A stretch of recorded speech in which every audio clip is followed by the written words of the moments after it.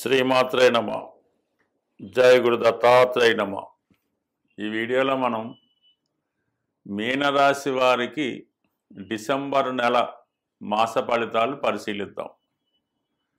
మరి మీనరాశి వారికి ప్రస్తుతం జన్మ శనిలో వక్రగమనంతో ఉన్నటువంటి శని భగవానుడు ఈ నెల నుంచి, అంటే మనకి నవంబర్ ఎండింగ్లో రుజుమార్గంలోకి రావడం వల్ల కంప్లీట్గా శని భగవానుడు మీనరాశి మీదే ఉండడం జరుగుతుంది. కాబట్టి వీళ్ళు కంప్లీట్గా జన్మ శని ఇప్పుడు నడుస్తున్నట్టు ఉంటుంది. అయితే మీరు ఏదైనా కష్టపడి సాధించే ప్రయత్నం, ఒక లాంగ్ టర్మ్ ప్రయత్నం లాంటిది ఏమైనా చేస్తున్నప్పుడు నిదానంగా మీ యొక్క ప్రయత్నాలు సఫలీకృతం అయ్యే అవకాశం ఉన్నది. అయితే చిన్న కష్టానికి పెద్ద లాభం పొందాలన్నా, కష్టపడకుండా లాభం పొందాలన్నా, కలలు కంటూ ఇంట్లో కూర్చున్న వాళ్ళకి శని భగవానుడు మరింత ఇబ్బంది కలిగించే అవకాశం ఉంటుంది. కాబట్టి మరి ఈ సమయంలో అంటే శని భగవానుడు రుజుమార్గంలోకి వచ్చాడు కాబట్టి మీరు ఎంత క్రమశిక్షణతో, ఎంత కష్టపడుతూ, ఎటువంటి బలహీనత లేకుండా, చిన్నపాటి మైనస్ కూడా లేకుండా ఉండి మీ కర్తవ్యాన్ని మీరు జాగ్రత్తగా నిర్వర్తించినప్పుడు కంప్లీట్గా మీ యొక్క సక్సెస్ అనూహ్యంగా పెరిగే అవకాశం ఉంటుంది. ఏదైనా అది మీలోనే ఉంటుంది. మీరు మంచిగా మార్చుకుంటే ఇంప్రూవ్మెంట్ అన్నది ఈ రోజు నుంచే మొదలవుతుంది. లేదు ఇదే విషయంలో ఈ బలహీనతల్లో ఉంటూ ఎక్కువగా నిద్రపోతూ, పనులు వాయిదా పెడుతూ, ఏ పని చేయకుండా, అలాగే వృత్తిలో అడ్డంగా లంచాలు తీసుకొని వేరే విధంగా ఇబ్బంది పెట్టడం, స్త్రీలను వేధించడం, ఇవన్నీ చేస్తుంటే కంపల్సరీగా జాతకుడు పతనం చెందడం జరుగుతూ ఉంటుంది. ఇది ఒక సూచన. ఎందుకంటే రుజుమార్గంలోకి వచ్చాడు కాబట్టి ఇంకా మీకు జన్మశని సుమారుగా అటు ఇటుగా 2 సంవత్సరాలు ఉంటుంది. కాబట్టి ఎప్పటి నుంచో మీరు ఒక పద్ధతిలో క్రమశిక్షణలో మార్చుకుంటే ఎవరూ సాధించినటువంటి విజయాన్ని మీరు ఈ సమయంలో పొందడం జరుగుతుంటుంది. అది ఇంచుమించుగా మీరు ఒక సివిల్స్కి వెళ్ళొచ్చు, గ్రూప్ 1కి వెళ్ళొచ్చు. ఏదైనా క్రమశిక్షణతో వర్క్ చేస్తే మాత్రం ఫలితం మాత్రం మీకే నెంబర్ 1గా వచ్చే అవకాశం ఉన్నది. అంటే గురువు కూడా ఇప్పుడు రాష్ట్రాధిపతిగా ఉన్నటువంటి గురువు, అంటే డిపాజిటర్ అంటారు, ఇప్పుడు ప్రస్తుతం పంచమ స్థానంలో ఉచ్చస్థితిలో ఉన్నాడు. సో ఈ ఉచ్చస్థితిలో నుంచి మనకి డిసెంబర్ 5 నుంచి మిథునంలోకి, అంటే మనకి కేంద్రంలోకి రావడం జరుగుతుంది. అది బుధుడి యొక్క రాశి అవుతుంది. అంటే బుధుని యొక్క రాశిలో గురువు ప్రవేశించినప్పుడు అనూహ్యంగా మీకు చతుర్థ భావ ఫలితాలు, అంటే విద్యలో చాలా మంచి ప్రావీణ్యత సాధిస్తారు. మంచి గురువు లభించడం, జ్ఞాపక శక్తి పెరగడం, మీలో ఉత్సాహం పెరగడం, ఇవన్నీ కూడా మీకు ఈ పరీక్షల్లో ఉత్తీర్ణులు అవ్వడానికో, మీరు కోరుకున్నటువంటి ఉద్యోగంలో ప్రవేశించడానికో, ఏంటి ఉద్యోగం అవ్వచ్చు, వ్యాపారం అవ్వచ్చు, మీ స్థాయిని బట్టి మీరు ఫలితాన్ని పొందే అవకాశం ఉంది. ఈవెన్ మీరు ఇప్పుడు బెడ్ రిడ్న్ అయి ఉన్నా, పూర్తిగా నడవలేని స్థితిలో పూర్తిగా పడకకే పరిమితమై ఉన్నా, మీరు నెమ్మదిగా క్రమశిక్షణతో నడక మొదలెడితే సంపూర్ణ ఆరోగ్యవంతులు అవడానికి కూడా మీకు ఈ గ్రహస్థితి సహకరించడం జరుగుతుంది. అయితే 12లో ఉన్నటువంటి రాహువు ఇతరుల మాటలు వినడం వల్ల, చెప్పుడు మాటలు వినడం వల్ల మిమ్మల్ని ఉపయోగించుకోవాలనే ఉద్దేశంతో మిమ్మల్ని చాలా మంచి మాటలు చెప్తూనే మిమ్మల్ని ప్రలోభపరుచుకునే విధంగా కొంతమంది మిమ్మల్ని మోసం చేయాలని ప్రయత్నం చేస్తుంటారు. మీ దగ్గర ఉన్నటువంటి ధనాన్ని ఏదో విధంగా ఖర్చు పెట్టించి నష్టపరిచి వాళ్ళు లాభం పొందాలనే ప్రయత్నం చేస్తూ ఉంటారు. అంటే ఏదైనా పనికిరాని ఇల్లు, ఆస్తితో, స్థిరాస్తితో కొనిపెట్టడం, ఏదైనా ఎక్కువ వడ్డీ ఇస్తారని ఎక్కడైనా రిపోర్ట్ చేయించడం, ఇలాంటివన్నీ మీకు సలహా ఇచ్చే అవకాశం ఉంది. ఏదైనా అత్యాశకు పోవడం వల్ల, ఇతరుల మాటలు వినడం వల్ల నష్టపోవడం కూడా జరుగుతుంటుంది. చాలా జాగ్రత్తగా మీరు ఆలోచించవలసి ఉంటుంది. అత్యాశకు పోవడం వల్ల కూడా ఈ సమయంలో మీరు నష్టపోవడం జరుగుతూ ఉంది.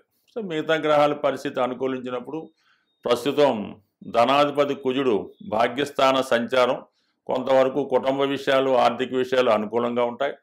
డిసెంబర్ 7 తర్వాత కుజుడు దశమ స్థానంలో దిగ్బలుడై ఉండడం వలన ఉద్యోగ ప్రయత్నాలు ఫలిస్తాయి. వ్యక్తిగతంగా మీకు కానీ, మీ కుటుంబంలో ఒకరికి కానీ ఉద్యోగ ప్రయత్నాలు ఫలిస్తాయి. దశమంలో ఉన్నటువంటి కుజుడు రాశిని వీక్షించడం వల్ల మీలో ఒక ఉత్సాహం కలుగుతూ ఉంటుంది. ఏదన్నా చేయగలనటువంటి ధైర్యంతో నెమ్మదిగా మిమ్మల్ని మీరు ఇంప్రూవ్ చేసుకోవడం జరుగుతూ ఉంటుంది. కాబట్టి తొందరగా మీరు ఎక్సర్సైజో, నడకో ప్రారంభిస్తే 100% మళ్ళీ రికవరీ అవ్వడం కూడా జరుగుతూ ఉంటుంది. అలాగే వృత్తిలో కూడా చాలా సమర్థవంతంగా ఉంటారు. రవి భాగ్యస్థానంలో ఉన్నాడు. దానివల్ల కొంతవరకు పెద్దవారి ఆశీస్సులు లభిస్తూ ఉంటాయి.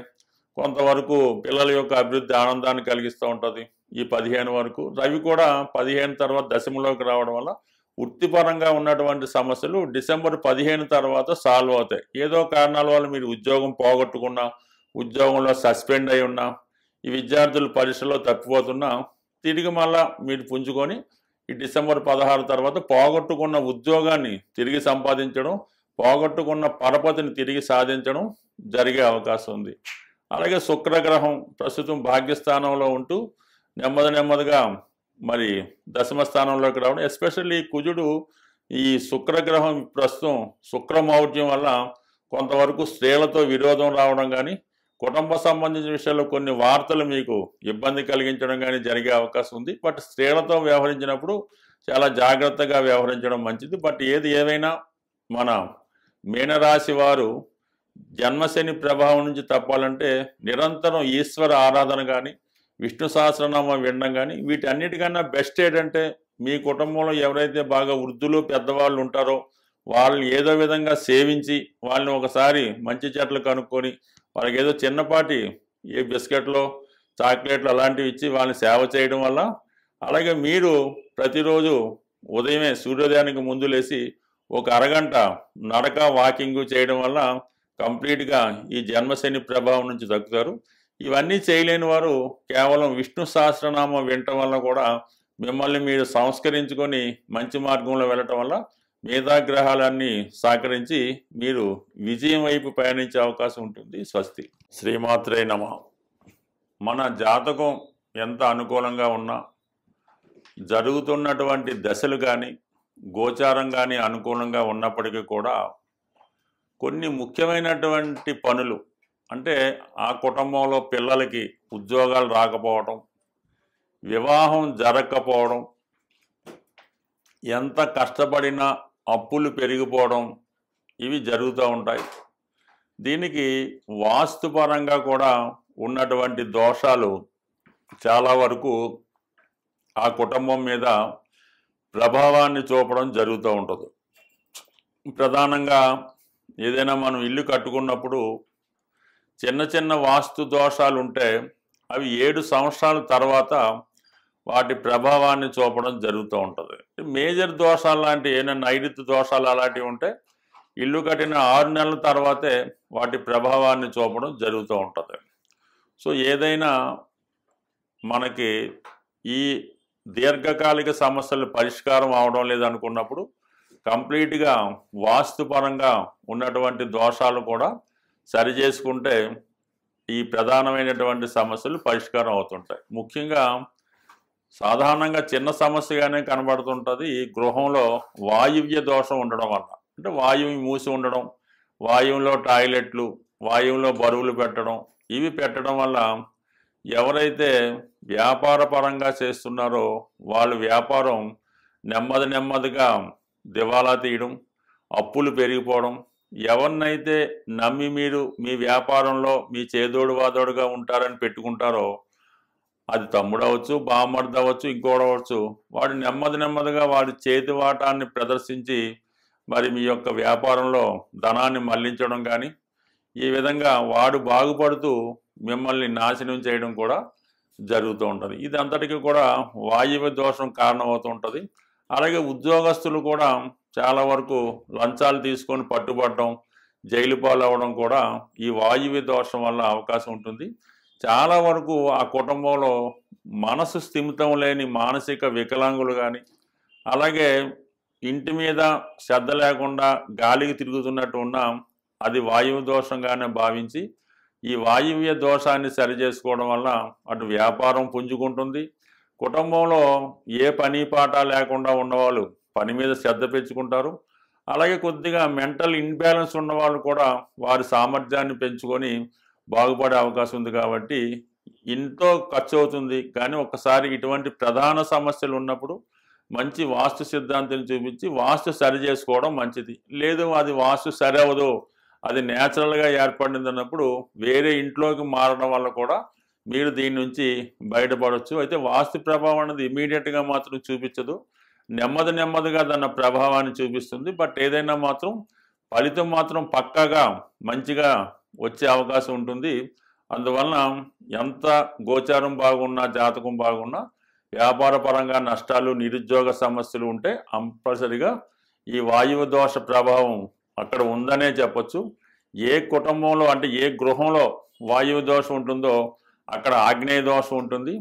ఈ ఆగ్నేయ దోషం వల్ల ఏంటంటే స్త్రీలు ఎక్కువగా చెప్పిన మాట వినకపోవడం, అమ్మాయిలకి పెళ్ళిళ్ళు అవ్వకపోవడం, భర్తకి వ్యసనాలు ఇవన్నీ జరిగే అవకాశం ఉంది. కాబట్టి ఎక్కువగా వాస్తును కూడా సరి చేసుకుంటే జీవితం కూడా సెటిల్ అయ్యే అవకాశం ఉంటుంది. బట్ చిన్న చిన్నగా వాస్తుకైతే పెద్దగా ఏం పరిహారాలు ఉండవు. పరిహారమైన పెద్దగా పనిచేయదు. దానికి శాశ్వతంగా ఆ వాస్తు సమస్య సరి చేసుకుంటేనే వాస్తు సరి అవుతుంది. మనం నివసిస్తున్నటువంటి గృహం సరైనటువంటి వాస్తు విలువలతో ఉండి నియమాలు పాటిస్తూ ప్రతిరోజు పూజ పునస్కారాలు చేసుకుంటే మన జాతకం కూడా మంచిగా తన ప్రభావాన్ని చూపించే అవకాశం ఉంది. బట్ ఏదైనా ఇల్లు ముఖ్యం, వాస్తు ముఖ్యం, ఇల్లాలు ముఖ్యం, అలాగే మన అదృష్టం కూడా ముఖ్యం. బట్ ఏదైనా మన ప్రయత్నం బట్టి ఫలితం సాధించవచ్చు. ఏదైనా నమ్మిన వాళ్ళకి నమ్మనంత, నమ్మకపోయిన వాడికి ఏ ఇబ్బంది ఉండదు. బట్ ఏదైనా జీవితంలో బాగుపడాలి అనుకున్న వాళ్ళు దీన్ని ఒక్కసారి సరి చేసుకుంటే 100% మీ జీవితాల్లో మార్పు అన్నది తప్పక వస్తుంది. స్వస్తి.